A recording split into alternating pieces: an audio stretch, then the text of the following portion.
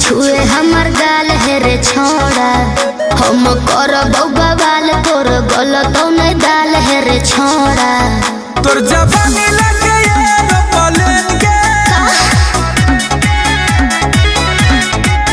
तोर जवानी लगे एरोप्लेन के। की कही? बिना तेल के जरई बोला ट्रेन के। अच्छा बिना तेल के जरई बोला ट्रेन के। कमी करे त जवानिया सकेन के। बिना तेल के जरई बोला ट्रेन के। अरे जान बिना तेल के जरई बोला ट्रेन के।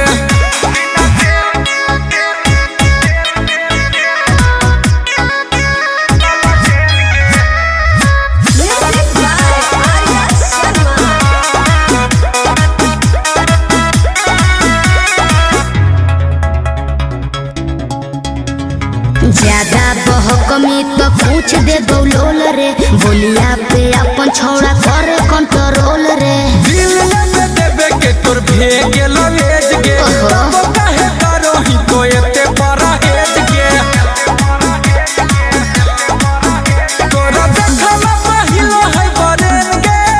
अच्छा तोरा देखला पहिलो है बरेन गे। बिना तेल के जरई बोला ट्रेन गे। बिना तेल के जरई बोला ट्रेन गे। तोरे कॉपी ना तो हमारा तो पेन गे। बिना तेल के जरई बोला ट्रेन गे। बिना तेल के जरई बोला ट्रेन गे।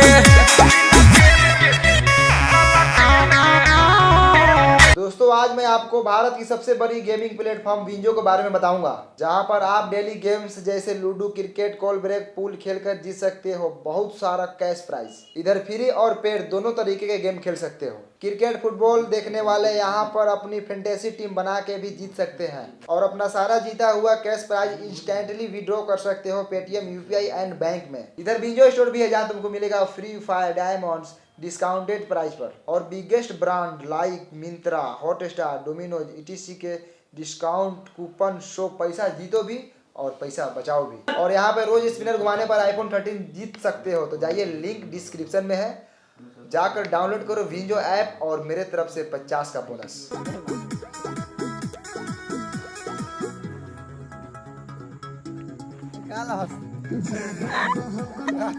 चलिए अब पीछे से हटो। हो भाई चलिए छोड़ना कोशिश इधर आओ ना। रे सारे केला और ठीक है चलिए हटो मुना हटिए। चलिए चलिए रात हो रहा है, चलिए ना, लेट हो रहा है, मैं घूमने जाना है। हाँ